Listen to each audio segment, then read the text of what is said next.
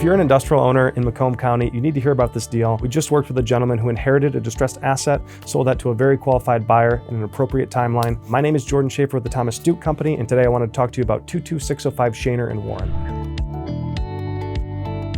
My client, kind of the background story there is his family built the property originally. There was kind of the passing of the torch amongst generations.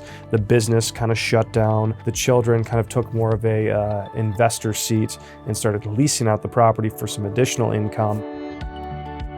My client, once this kind of fell on his plate, he was ready to get rid of it. I think he had the right mindset because the property itself, it had some deferred maintenance.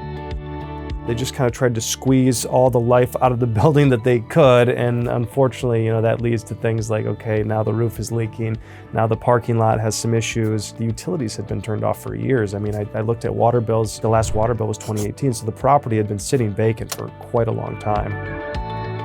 So some of the pushback we received on the property was strictly in relation to the condition. Immediately upon getting this listing, we were reaching out to a lot of our local contractors just to kind of get ballpark numbers as to what's it going to cost to replace the roof, and just trying to figure out what is it going to take to get this property up to code, what's kind of the after repair value of the property, then deducting those expenses to try to get us to a point where, hey, what's a realistic sale price?